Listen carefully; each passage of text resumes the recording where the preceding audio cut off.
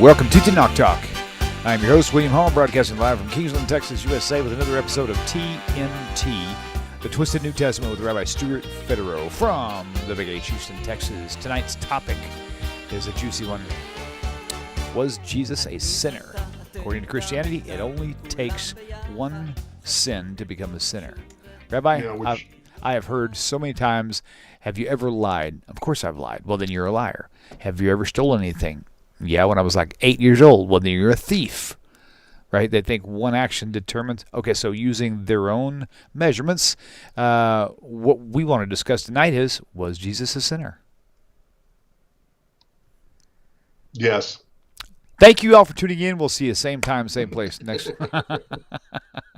First of all, I think we need to. Here we go. Yes, sir. Where's your water? Right here. Keep it handy, but please. That's not going to help. Okay. I think it's important to flesh out the idea of what Christians themselves say about the law. Okay. Okay. I think it's important to understand that in, help me with this, Hebrews. I think it's Hebrews, where basically if you sin. Hebrews any sin, 10:26. It's as if you sinned all of them. Oh, that's a different one. I will say that Hebrews 10:26 says that if you have sinned, or if you've something, once you've been made known the truth of the matter, then there's no forgiveness for your sins. But anyway, that's not what I want. If we sin willfully after we have received the knowledge of the truth, there remains no more sacrifice for sin. Okay, so if you sin willfully after you've got the knowledge of Jesus, then there's no. You can't be helped. Okay, so if Jesus sinned after the knowledge of himself, now don't laugh. I know that sounded kind of cute, but that's I'm kind of meaning it seriously. And if he ever even sinned one single time, knowing what he taught, then even for him there would be no recompense. There would be no way to save himself. So I'm only saying these things to the people, the viewers out there, because shouldn't Jesus himself be held to his own standard? Right. Okay. Or Christian standards. Christianity, right, Yeah, absolutely. Right on. Very good. Okay. So, fair enough. Where do you want to begin? Okay, let's talk about misleading people. Okay. Is a partial lie a full lie? If I tell you half a truth, have I lied completely? Now, would that be considered a white lie? Is that kind of what you're saying? No, it's at least. Why is that not going up on the screen misleading. Like it's supposed to? What the heck? Did I not turn it on? Sorry, Rabbi. I'm trying to get your information up, but it's not going up for some reason. I apologize, guys. Okay, Rabbi, go ahead and I won't be able to follow you with scripture tonight, unfortunately. So you're gonna have to do good on. Oh, you won't. I can. Yeah. No, don't worry about it. Okay. People can look it up. Okay. And they'll probably know the story. Okay. I mean, everybody knows the story. Jesus says that John the Baptist is Elijah the prophet. Right. And John denied it. Matthew 11:14. Right. But in John chapter 1, verse 21, John the Baptist himself says, "No, I'm not." Okay, now there's a lot of problems with that, above and beyond our topic for tonight. Right. But, I mean, sorry. You gonna make it okay? Yeah, I'll make it. Still struggling with the tickler? It's not in my throat, it's in my chest. Oh, gotcha. But if John the Baptist is supposed to be Elijah the prophet, doesn't that mean that Christianity has to believe in reincarnation? Mm-hmm. Right. If the soul of John the Baptist is Elijah the prophet, that means it means that Elijah died, and now his soul is now in John the Baptist. So that alone makes it a very interesting concept to say that John the Baptist is Elijah. Yeah, good point. But if Jesus says that John the Baptist is Elijah, and then John the Baptist contradicts Jesus, because I would think he knows who he himself is. And by the way, it's not talking typology. It's not talking shadows. It's not talking, well, by interpretation, because, you can interpret anything to mean anything. Right.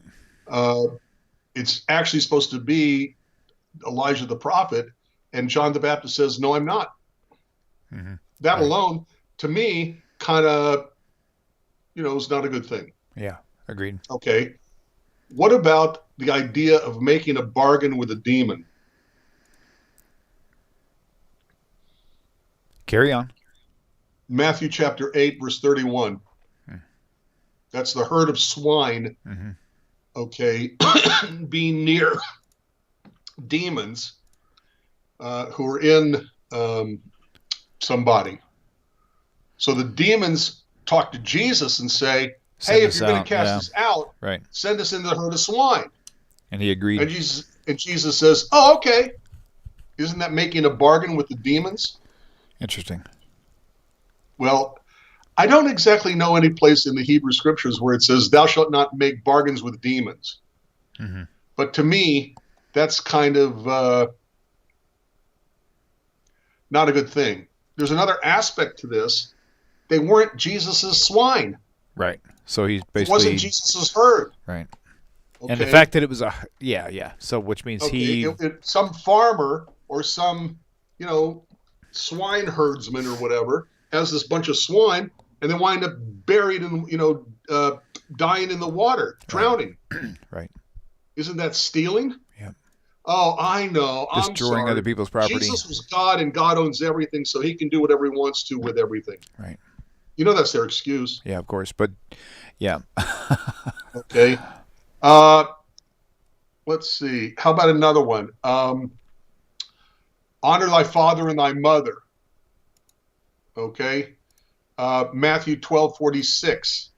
Okay. Hey, Jesus, your mom and dad are here. Okay. Or your mother and your brothers, okay, are here. This is Matthew 12:46. Right. And what's Jesus's response? Who's my mom? Who's my brothers? My disciples. Right.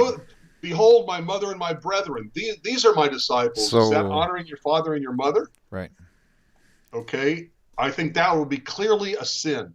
Even if you say, well, it doesn't say thou shalt not make deals with demons. Okay. Clearly honor thy father and thy mother. You're not being honored if you diss them right in front of them and say, my mother and my brothers. Right. What are you talking about? My disciples are my mother and my brothers. That must have made Mary feel really nice. Okay. That always confused me, for sure. I'm sorry? That always confused me. I never understood. I mean, I understood why they say he said this, but it still was, it never came across to me as anything respectful. And what about honor your father and your mother, or Matthew 10:34, often quoted? Don't think that I came to bring peace on earth. I came to not to bring peace, but I came to bring a sword. Oh, yeah. Wow. For I've come to set a man against his father, and a daughter against her mother, and a daughter-in-law against her mother-in-law. So he's disrupting families.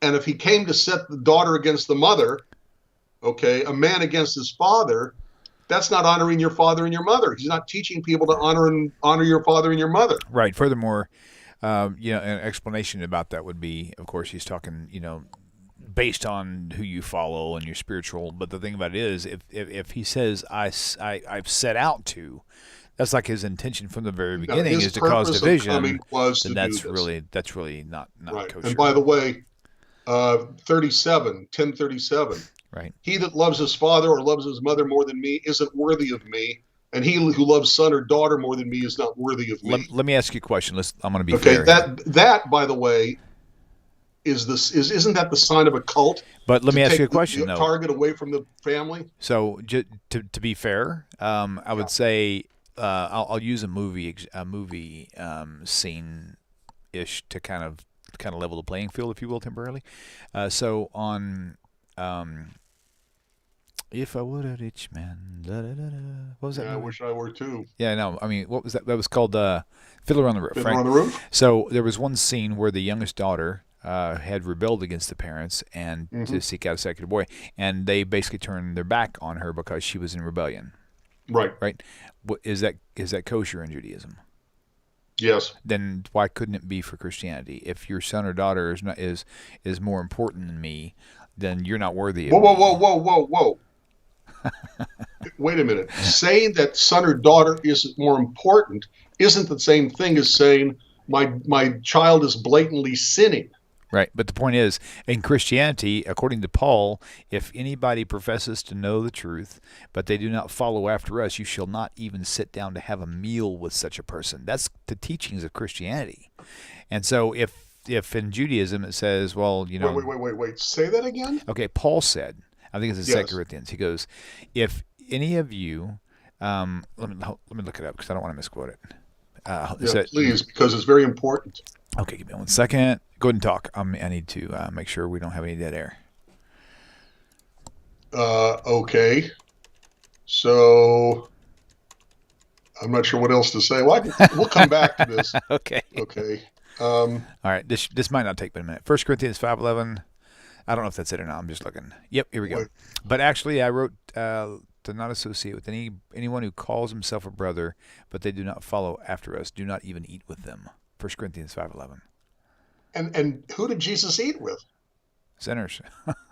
So wait a minute. What I thought the whole point of Jesus That's funny. eating with the sinners is to be open to all people. So now hate the sin, not the sinner. So now you have to choose whether you're going to follow Paul or Jesus. Well, that's always true. Okay, got it. Because Paul hated the law. Okay, so and Jesus said, "I came not to destroy but to the fulfill law, the law and teach men to do so." And if you don't Matthew teach men to 5. do so, you're least in the kingdom of heaven. And if you do teach, then you're the greatest in the heaven. So clearly, there's a disagreement there between Paul So before I and Jesus. lose focus on the main point that I brought that up, was in Judaism, if a person like rebels against God, right? Let's focus strictly on that, just for fun, just for the movie. Mm-hmm, so the girl had it set in her heart. I don't care what mom and dad says. I don't care what Judaism teaches. I'm marrying this guy. Right. She gets shunned. That's okay. So if the father, for example, if he said, you know what, I love my daughter, I'm going to quote this, more than Torah, so I'm going to receive her back. Would that have been a problem in Judaism? Receive her back when? After she repents? No, I mean just as is.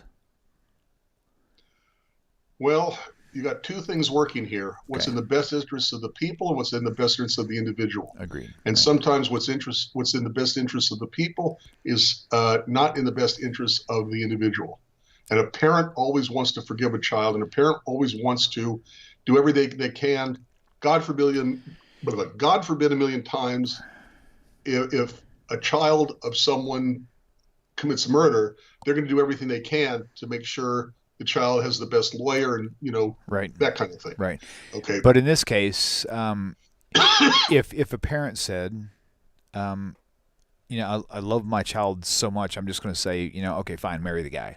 Y'all come back home. Yeah, but you're looking at the wrong direction. I could be, yeah. No, what I'm saying is that you're looking at it from the kid's perspective. Okay. Who is the one who rejected mom and dad? It's not that mom and dad rejected kid. It's that kid rejected mom and dad. Oh, interesting. Yeah. That's a very, very good point. Okay. Mom and brothers come to Jesus and say, hey, we want to speak to Jesus. And they go to Jesus and say, hey, look, it's your mother and your brothers. And Jesus is the one who says about them, they're not my family. My family are my disciples. So what Jesus is saying, there's no place in this passage that I know of, Matthew 12:46 following, where mom and dad are asked to forgive kid. So let me ask you a question. This is all about kid rejecting mom and family. So right now, my whole focus is on Tovia. Okay, so he rejects his daughter, and right. The wife they stay together, and they yes, people right? forget something. Okay, they forget something. Lest I forget where I'm going, can I finish? Go ahead. Let me button this up. I want to come back to this. Okay. So remember where you're going too, because I don't want to distract you as well. So with Tovia and the wife rejecting their child, that was the right thing to do. Had they accepted and said, you know what, she's bound to do it. Come on, let's just forgive her and just let her come back into the family. Would that have been sinful in that situation? And would that have been wrong for the parents to accept her? That's the question. Again, you have to look deeper into the story. Okay. We're not dealing with the 2020. We're dealing with the late 1800s, early 1900s. Okay, got it. Who did the wedding of the daughter with the Russian boy? Who did the wedding in the movie and the play? It was a Jewish wedding, so it would have been. Well, excuse me, what? Wasn't it a Jewish wedding? I can't remember. I got to go back and watch it. It's been a long time. What now? And Tovia's wedding with the youngest. No. The second daughter, right? We'll keep this straight. The youngest child is the one who married out of the faith. Right. She was the youngest child right. of the three older children, right. not the very baby children, but the three older daughters. Right. That was a secular thing. There was no secular. Secular is a modern concept. Okay. And in Russia, and the play itself explicitly says they got married by the priest. What I mean secular, I mean not Judaism in general. I see what you mean. Not secular meaning not godly at all. But William, that's a very important point in the movie. Okay. In order to be married by the Russian Orthodox priest, she had to convert. They're not going to do a wedding of somebody who are not equally yoked, as it explicitly says in the New Testament. So she basically rejected not only the parents but also God. Judaism and God itself. Yes. Right. I got you. Right. That's because in order to marry him, it's a very modern thing to have a minister or a priest of any denomination say, "Oh yeah, you don't have to be in the same religion. You can have one a Jew and the other one a Christian, even though the Jew rejects Jesus." Gotcha. Okay, so it's very modern that happens. Okay, but very modern. But the question is, why is it wrong for Christianity to say he who loves his mother or father more than God, or your brother or sister or son or daughter? You don't have Christianity saying this. You have explicitly Jesus saying this. But that's Christianity. And the idea, and the idea of splitting up families and saying to a child, "You have to hate your mom and dad." Okay, right. Okay, or let's say, actually, I think it does say hate in one place. Yeah, it does. Well, let's only deal with he who loves his father or mother more than me is not worthy of me. Tells a person you have to love Jesus more than you would love your mom and dad. Right. That's the message, right? Okay. And that's wrong? I think that's a Jewish message. So you shouldn't love God more than your parents? No, because I think God would say your parents, you have a special, specific relationship with your mom and dad. Ah, now we're getting somewhere. Okay, that's cool. And therefore, that's what I wanted to find out. And what? By the way, what does the Bible say of a rebellious child? Right. They're brought. I mean, it's tricky. Right. Okay. People don't realize this, but if a child is rebellious, you bring him to the. Your son is rebellious. You bring him to the elders of the city at the gate. Stoned before the committee. Yeah. Yeah, but what do you say? It's explicitly told to you what you're supposed to say. What you're supposed to say is he's rebellious and he's a drunkard. Right. Whoa! Where does drunk business come from? Okay. There's where is it? Anywhere in the story is he a drunk? Right. Well, wait a minute. If he's not a drunk and mom and dad are saying he's a drunk, the whole point is to scare the kid. Maybe scared straight. Like the old TV show, where they showed kids what the jail looked like and how the prisoners wouldn't treat them rather well. Okay, scared straight. So the whole point is they get brought up before the court, and they don't say, "Oh, okay, mom and dad says this is true, therefore it must be true." They're going to question the kid. Well, are you a drunk? No. Well, wait a minute. Your mom and dad said, well, they're not telling the truth. Oh, no, wait a minute. So maybe it's to scare the kid. Right. That makes sense. Okay. That's one thing. Okay. But in Matthew, besides the whole, I've come to set a mother against her daughter, or daughter against her mother, and a man against his father, and all that stuff, the whole idea is you've got the kids saying to the people around him in front of the parents, in front of mom and brothers, that's not my family. That's insulting. That's hurtful. That's not a nice thing to say. It's not honoring your mother and your father. Mm-hmm. Right. Okay. So that's Another one. What does James? Okay. What does James 2:10 say? Wait. JAR pulled it up on. Hold it. Wait a minute. YouTube. Wait. James who? JAR pointed out James 2:10. James 2. Verse 10. Whosoever shall keep the whole law and yet offend in one point, he is. That's what I was. Thank you. Thank you, Jerry. Thank you. That's what I was referring to. Nice. That if you mess up even one law, it's as if you're guilty of every law. And how many have we already shown Jesus to have transgressed? And that's the verse I was thinking of when I created the title for the show. Yeah. Right. That's. Yeah. Thank you, Jar. Right. Okay. I'm just going to call you Jar because it's JAR. It's easier to say Jar. I hope you don't mind. Could be Jer, like Jerry. Okay. So a person is. Hey, wait. I want you to comment on something, okay? Okay.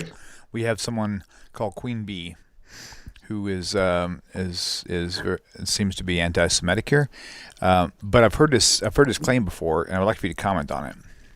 She says, "Hypocrites, your Tanakh is full of mass genocide of men, women, children, animals, rape, and incest." Rape? The whole point of women in war is so that they wouldn't rape.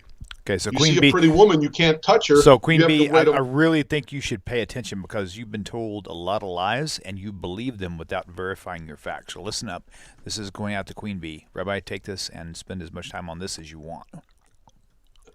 Queen Bee, pick up the Bible and read it for a change, because what you're saying about it isn't there. So let's talk about the mass genocide, so to speak. Okay? Why were they killed? Why were the people of the land of Canaan, why were they slaughtered? Okay? Genesis chapter 15, verse 16. But in the fourth generation they shall come here again, for the iniquity of the Amorites is not yet full. God is speaking to Abraham and says to Abraham about coming back to the promised land, okay, that basically the Jews are going to be in slavery.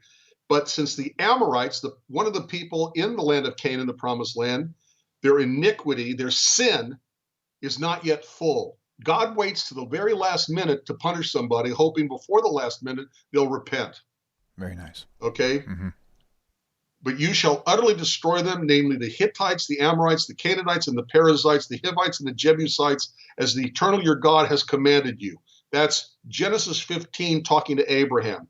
Deuteronomy chapter 9, verse 5. Okay? Explicitly what is being said to the Jews about taking over the promised land. Deuteronomy chapter 9, verse 5. Not for your righteousness or for the uprightness of your heart are you going to possess their land, but for the wickedness of these nations, the eternal your God drives them out from before you, and that God may perform the word which the Eternal swore to your ancestors, Abraham, Isaac, and Jacob. Explicitly, Deuteronomy chapter 9, verse 5 says they are being punished because they are wicked. Just like the Assyrians, okay, attacked the northern nation of Israel because of their wickedness. Just like the southern kingdom of Judah was destroyed and exiled by the Babylonians. God punishes nations because of their sin, but God uses human beings as God's tool to do it with. Okay, Deuteronomy chapter 20, verse 18, that they teach you not to do after all their abominations which they have done unto their gods, so should you sin against the eternal your God. Why are they pushed out? Why are they destroyed? Because God is afraid that the people of the Canaanites would influence the Jews, the Hebrews, the Israelites to become sinners, which is exactly what happened because, oh, by the way, they didn't succeed. Saul got into trouble because he didn't do what God had commanded by killing every man, woman, and child. So that's the okay. So I want to make a note right here. Okay, so Queen Bee, you're apparently not open to the truth because you just. Who cares? Queen Bee. Hold on, Rabbi, hold on. Listen. Yeah. Okay, so Queen Bee, listen up. I'm not going to block you from watching the channel. I'm just going to block you from commenting because you apparently did not listen to a single word the rabbi said. And with that being said, and you keep putting nasty comments, you're no longer allowed to comment on this channel. But if you want to come back and learn, please do come back and learn, because it's very obvious that you have a lot of learning to do, and you need to stop taking the lies from all these other people that you've been believing this stuff from and start researching the scriptures yourself, because you've been completely misled. So there you go. It amazes me that people really don't want to learn. Yeah. They want to attack. Right. Okay. They want to lie. They want to mislead anybody they can to believe that what they say about the Jews is true, about our Bible is true. Okay. It's just, it's disgusting. And you know something? I've come to expect it from people like Queen Bee, because I think I know her from Facebook, but that I could be wrong. Gotcha. Okay, but she's talking about, what was her line? I got to find it again. Let's see. Are you talking about? Come on, I know you're here somewhere. Your patriarchs were immoral. It says something about rape. Oh yeah. In the Torah, it says that when the Jews are supposed to take over land, and they see a woman who's pretty and they're sexually attracted to them, they can't touch her. Okay. Right. They can't touch her. They got to shave her head. Which makes her look not pretty. Let her nails grow long and wild like an animal, and make her sit for 30 days. Which makes her look not pretty, not sexy anymore. And it makes her stink, too, because she can't do anything. She can't bathe. She can't do anything. Right. Trying to make her repulsive to him so he doesn't make the wrong choice. Right. And look, I'm not going to say that every human being in the Jewish community is an angel. Okay. But laws like that contradict her statement that we promote rape. That's just stupid. Okay, that's just stupid. Now, if you want to talk about rape, okay, I think she should go to the Muslim community and talk to them about marrying 9-year-olds. Oh, wait, isn't that what Muhammad did? Oh, but she won't go to them because she perceives the Muslims as having power. Okay, and she might be scared of them because, you know, Muslims don't take nicely to people who diss their faith. But Jews, okay, we don't riot. Okay, we don't hack people's heads off. Right. We don't. You know, we're not a militaristic people. But you know, it's the Muslim. What's the word that they always bat around? Jihad. I don't know. No.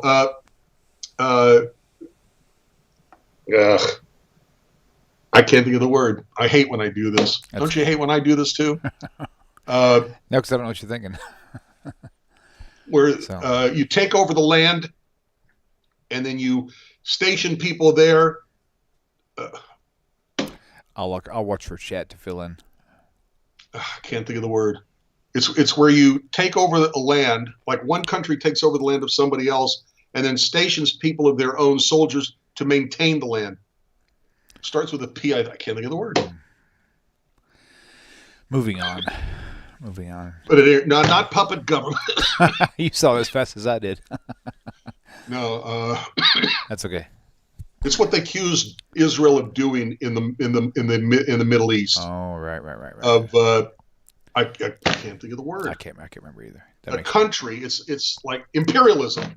That starts with an I, by the way. Imperialism is where a country takes over another and then stations people to control the land. Gotcha. And how did the Muslims take over the land? How did the Ottoman Empire, as in imperial empire, how did the Muslim community take over the whole Middle East and go into Spain and everything? Conquest. Right. Oh, no, that's okay because it's Muslim. Okay, right. Let's accuse the Jews, little bitty land. Mm-hmm. Okay, and I promise you, she's probably one of the people who would never ever say anything about the Muslim community. But the Jews are easy targets because we don't riot. Okay, so all right, so we're going to go ahead and shift on to imperialism. Imperialism was the word I was looking for. Got it. Okay, so we're going to move on to further the content. Okay, so someone mentioned another good example. Let me go back so I can give them credit for this. They tagged me, I think, so it should be easy to find, and apparently I was wrong. But the fig tree was a good example. Him cursing the fig tree. Is it sinful to destroy something? It's actually explicitly stated in the book of Deuteronomy. There's a whole concept called Ba'al Tashchit, which originally means Lo Tashchit is do not destroy. When you make war against a city and there are fruit trees around the city, don't cut down the fruit trees to use the wood like for arrows and bows and whatever else. They're fruit trees. You're not making war against the fruit trees. You're making war against people. Leave the fruit-bearing trees alone. Okay, that's the origin. I think that gets expanded. I think that was concept. I'm sorry, what? I think that was Devin, by the way, who brought that up. Good. All right. Well, it's a good concept. Yeah. He's exactly right. So when to prove his power, he kills a fig tree, and it even says that it wasn't even the time of year for the tree to have fruit on it. Right. Why would you curse something if it wasn't supposed to bear fruit to begin with? That's retarded. Right. Yeah. Because Jesus wanted his fruit and he got angry. Okay. Oh, well, that was his human part. Yeah. Okay. Thanks. All right. Okay. By the way, one more about honor your mother and your father. Okay. Matthew 8:21. Okay. Another of his disciples says, Lord, allow me to go bury my father. And Jesus says, let the dead bury the dead. Follow me instead. Don't worry about your father.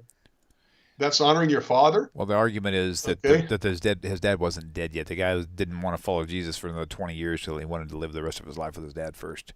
That's the messianic argument. Whoa. Show me where it says that in the text. First of all, that's just Christian rationalization. Yeah. Well, no, it's messianic Christian rationalization.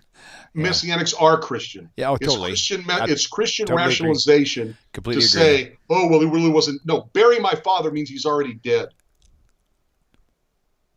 Okay. Right. Okay. All right. You watching chat as well? I'm sorry, what? Are you watching the chat as well? I'm trying to, but it's... Okay, let's talk about Jesus destroying the temple, throwing over tables and yeah, Koch Brooks. Books. Thank you. Rape of Dean and Tamar, examples we don't agree with rape. Right. Yes, Devin is the money changers in the temple. Thank you.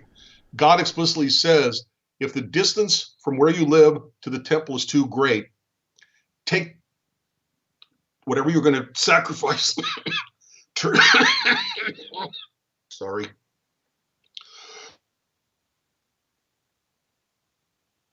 Okay. Okay, good job. If the distance is too great, take your things, sell them. If the distance is too great, take what you were going to sacrifice, turn it into your local money, turn it into money, and you do it locally, so it's the local money. Go to Israel, go to the place where God has his name dwell, which means the temple. Right. Turn it back into the local currency, which means you have to have money changers, and then buy what you want to sacrifice there. Right. Which means you also have to have people selling sacrifices. Now, I know you don't like it when I do this because just a second ago I did the same thing. But it would be wrong of me to understand their view on this because Messianics will be watching this as well. And they'll say, well, what you Christians don't understand is the reason why Jesus destroyed the temple and that thing is because they were selling blemished animals instead of selling pure ones. And so Jesus... Prove it. That's my point, though. If we don't say it, they'll say, well, these guys don't know what they're talking about. They have never heard this part of the story. Prove it. Okay. Show me the page. Show me the page in the Torah where it explicitly says that that's what they were doing. Right. Okay. Tell me, or I've had other people, ministers, when I brought this up, they'll say, oh, but they were charging too much money. Yeah, I've Prove heard that it. too. Yeah. Show it to me. Right. Where does it say that? That would be a good place to include that. I mean, look at this. Christian rationalization. Everywhere in Torah where there's forget it. I lost my train of thought. Anyway, go ahead. Well, no, I was just saying that it's yeah. Right, Yasmin, you're right. The only thing it says is they were selling animals. It didn't say what quality they were in or if they were overcharged. It just simply says they were selling them. That's right. And so she's right. Which Rabbi you were saying? Which means that it assumes that the people who are making the sale didn't believe in God and didn't believe in God's commandment and were violating Jewish law, which says that the animal has to be without blemish. Okay, in order for them to be saying that the salespeople were selling blemished sacrificial animals, it means that they were cheating the people because the priest would have seen the blemish and rejected it. or it means that the sellers and the buyers couldn't have cared less about God's law that said that the animal had to be without blemish. There's a lot of ifs there, none of which makes sense, none of which has anything to do with anything, and they can't prove it anyway. Okay, look at Larry Beck's comment just now. One of my moderators. Larry Beck. Last comment. Tanakh Talk, a very good, trustworthy friend, suggested that they were moving beyond the sarug, the barrier that kept Gentiles away from the entrance to the temple proper. I have no idea where that's from. Prove it. Show it to me. Moving beyond the sarug, the barrier that kept Gentiles away from the entrance to the temple proper. Hey, Paul, welcome. Show it to me. Right. If all of these are merely Christian rationalizations to try to justify Jesus' sin. Right. It all has to be rationalized, because otherwise it can't be explained. Right. Okay, what else we got? Okay, let's see. Okay, so Yasmin Code says one Christian commentary claims that they were selling, again claims, and I know your answer on this, prove it, but this is what they say. Says they were selling them inside the temple courtyard, defiling it with animal droppings. Again, the text does not say that either, she says, which is right. Right. Everything they say are mere rationalizations, and look how many excuses they can come up with. Droppings and overcharging, and the animals have blemishes, because the Jews don't follow their own laws. I mean, it's just stupid. Right. Okay, so real quick, Exodus chapter 22, verse 20, don't mistreat the stranger. You shall not oppress the stranger, because you were strangers in the land of Egypt. Deuteronomy 10:19, you shall love the stranger, for you were strangers in the land of Egypt. Matthew 15. Matthew 15. A woman of Canaan comes out of the coastland and says to Jesus, have mercy on me, O Lord, you son of David. My daughter is vexed with a devil. But he answered her and said nothing. The disciples came and said, send her away, for she's crying after the disciples. But he answered and said, Jesus says, I have not been sent except to the lost sheep of the house of Israel. Then came she and worshipped him, saying, Lord, help me. But he answered and said, it is not proper to take the children's bread and to cast it to dogs. So Jesus is saying basically, well, she's not Jewish, therefore I'm not going to help her. Right. Contradicting the commandment of Exodus 22, don't mistreat a stranger, do not oppress a stranger, you shall love the stranger because you were strangers in the land of Egypt. Another sin. And by the way, it's from this line in the Christian New Testament, quoting the Christian God with a small g, God, that refers to the non-Jews as dogs, and then Christians will say, oh, see, the Jews think the Christians are dogs. No, this is a statement from your own scripture that believes you're dogs, not the Jewish scripture. So, at any rate, that's another place where Jesus sins. Okay, cool. So Larry said he would talk to the office assistant and find out where that source actually came from. I would like to know myself. That's good. Yeah, me too. Thank you, Larry. I appreciate you, bud. Okay. So, and by the way, is that a reference to something that took place in the Talmud? And then they're saying, oh, let's apply that to this whole thing about Jesus in the overturning tables and getting mad at people and beating. Actually, he made his own whip, his own scourge to beat people with. Right. According to John. And I think they're trying to take something from the Talmud, maybe. Sorry, I apologize to everybody. It's okay. You're good. 3 months I've had this. I can't get rid of it. But they're trying to take something innocuous in the Talmud and say, "Oh, let's apply that to the, Jesus in the temple bit." That may be what they're referring to.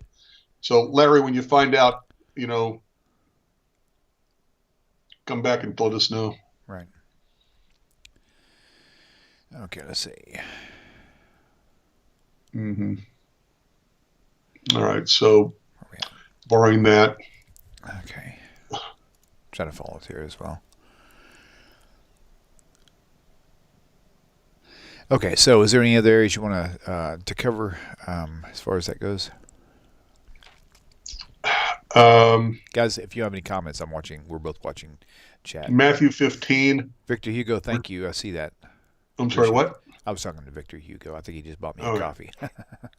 Appreciate Matthew that. 15, somewhere in the 10th verse. It doesn't matter what you eat. It's only what you say that defiles you. Oh, yeah. It's not what goes Doesn't into matter a what man's you eat. mouth, but what comes out is what defiles man, right? Thank you. Yeah. Okay. The basic idea is you can eat what you want because that's not what defiles you. It's what you say that defiles you. Well, the Torah specifically tells us what we can and cannot eat in Leviticus 11. So Jesus is defying Jewish law, which is another sin to, Right. The Torah allows divorce, okay, recognizes that very sad, okay, very disheartening, very, it's sad, but it's sometimes happens that a couple falls out of love, and he writes her a bill of divorcement, Deuteronomy, okay, and Jesus says, whoever puts away his wife, except for having sex outside of marriage, okay, can't divorce. Right. And that, to me, that's changing the law, isn't it? Right. Oh, but he's God. He can do what he wants. Well, right. No, he's not God. Yeah, and that doesn't make any sense either. It doesn't even. Yeah, isn't it funny how they say the Jews add to the Torah, they add to Jewish law, and Jesus did it left and right. Okay, or they'll say that the Jews can't keep 613 laws, and go look it up. There's 1,050 laws in the much shorter New Testament. I'm sorry, in the Gospels alone, I think.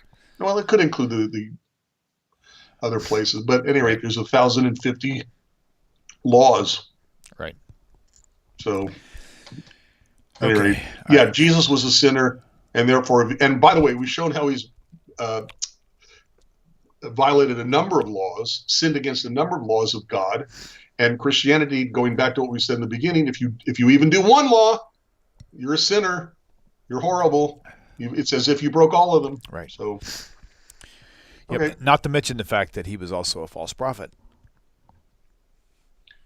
Yes. So, and just to point out the simplest one that amazed me even long before I left Christianity. The people standing here will not know death. Exactly. It says the people standing here will not taste death until they see the kingdom of glory, kingdom of God coming in its fullness, or something like that. And so the whole reference to that point was to see once he's going to be resurrected, he's going to be come back. Boom, some of them will not die. They will see this happen, and it never happened. And so, we're 2,000 years later. James Higgins. Okay, so we discussed this. I don't know if it was Federow and I, but I think it was actually. With all the information that is out there, can a Christian prayer be answered if they pray in the name of the J-Man? And the answer is Hashem is a very merciful God, and whenever a father hears a child crying in despair, he will choose to actually heal them regardless of who you're talking to. So if I'm out in if I'm supposed to be at work and I come home and my son or even the neighbor's kid has bounced off the trampoline and landed on their rib cage and broken a rib, and they're calling for their dad, even though I'm the only one around, my compassion level is high enough to say, I hear a crying child, I'm going to go rescue that kid. Now, the sad news is they wind up giving credit to the J-Man, but it doesn't mean God doesn't answer the prayers. And by the way, God answers everybody's prayers one way or the other. Hindus, Muslims. There are plenty of people who are Buddhists who yep. pray for something to happen, and it happens. Right. Because our God is not so petty and small, as I keep saying. Our God is not so petty and small that he only answers prayers prayed to the right God, prayed to the right name, prayed by the person with the right faith.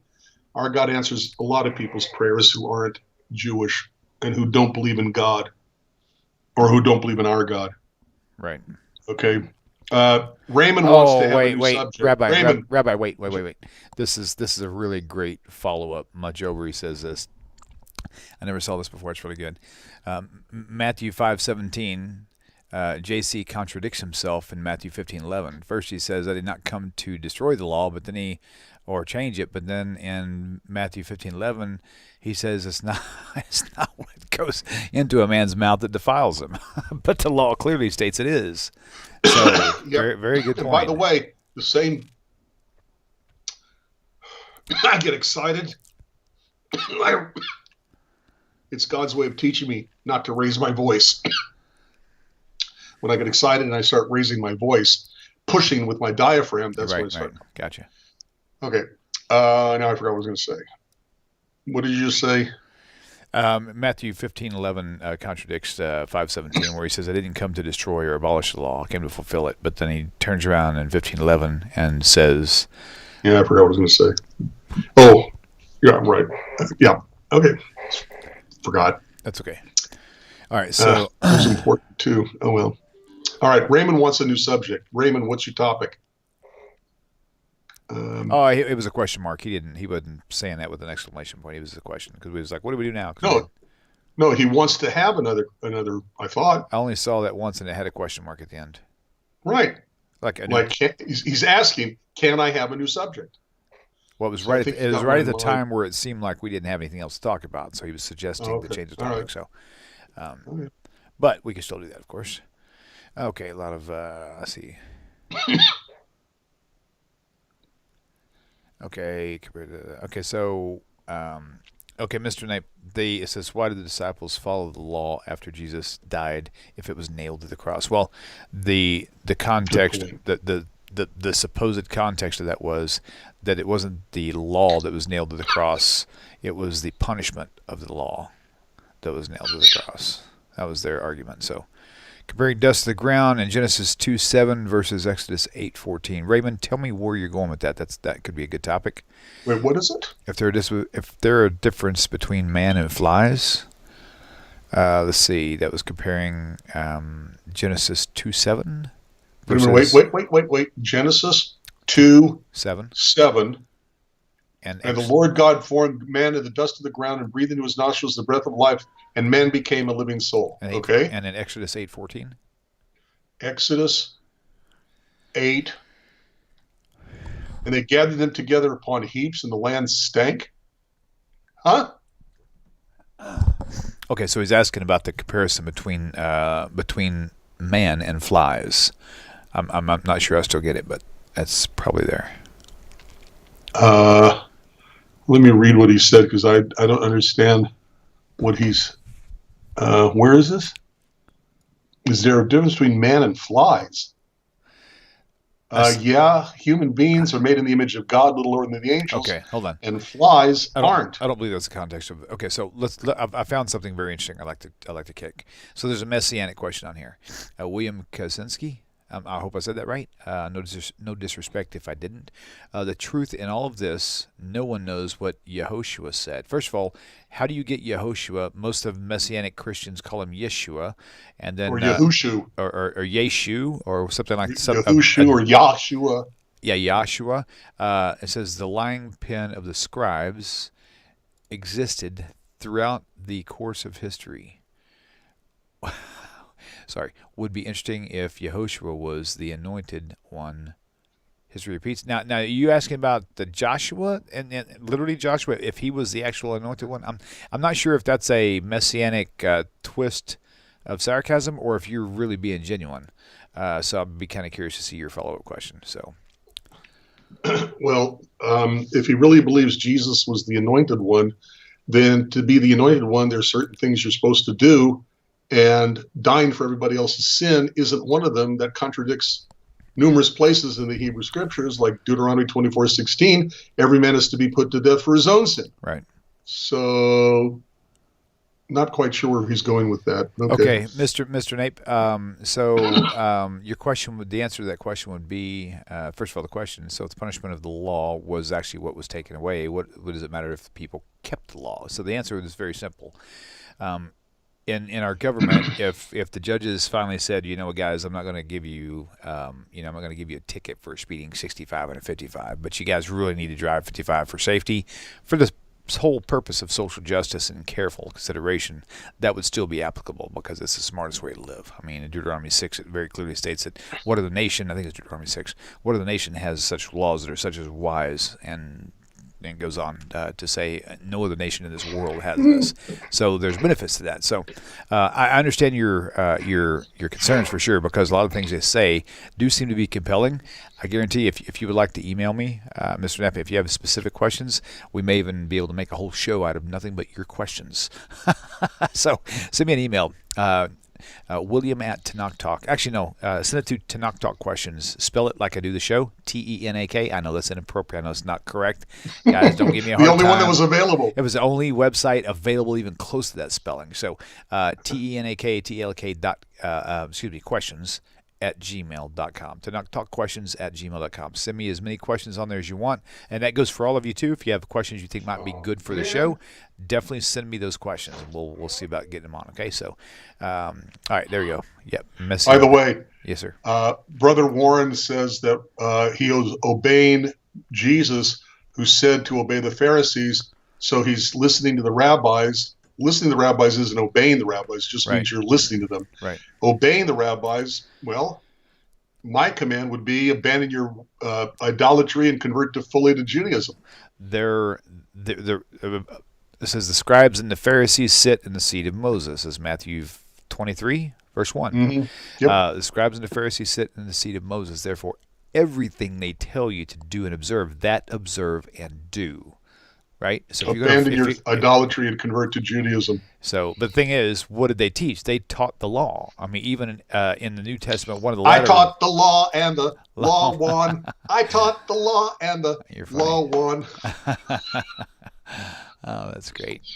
Okay, well, it's 8:08, and it's your coffin, and I think we've really expounded this thing quite well. Why don't we go ahead and wrap it up for tonight, and we will see you guys same time, same place next week, Hashem willing.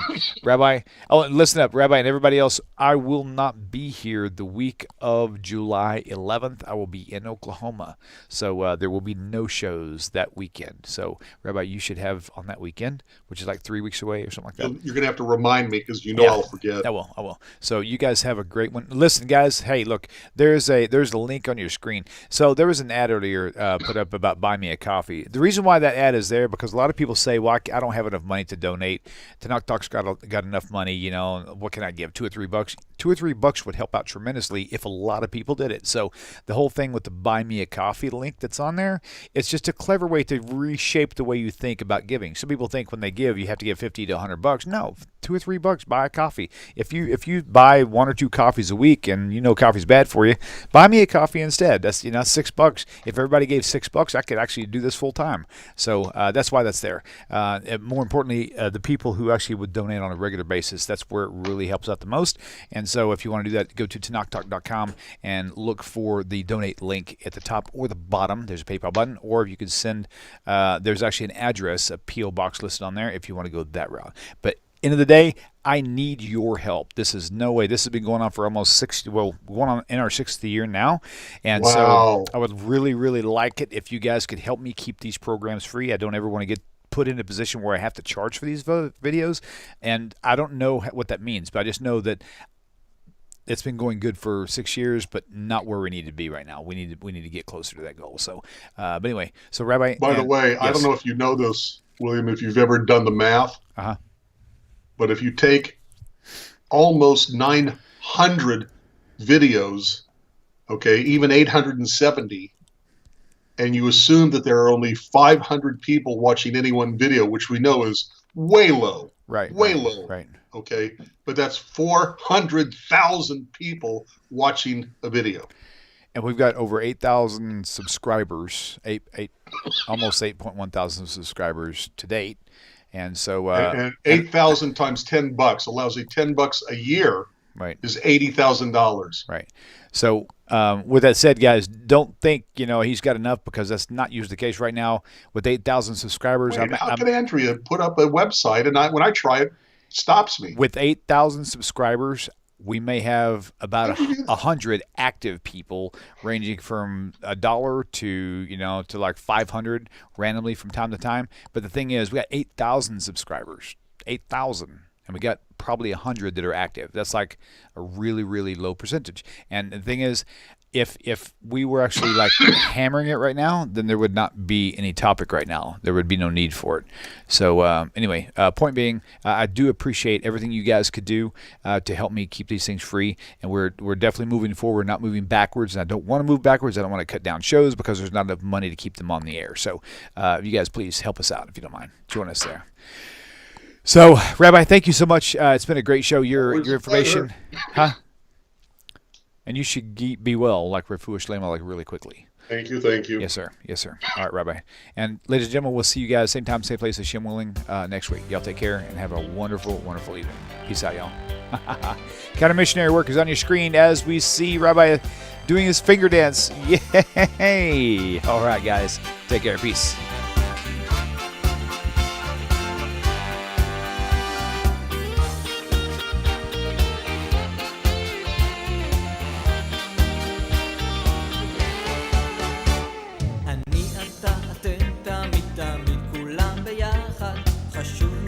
חשוב והכרחי להיות ביחד. איפוק זו העוצמה, ויתור זו הגדולה, השאיפה והכמיהה. אני אתה אתם תמיד תמיד כולם ביחד, חשוב מכל חשוב והכרחי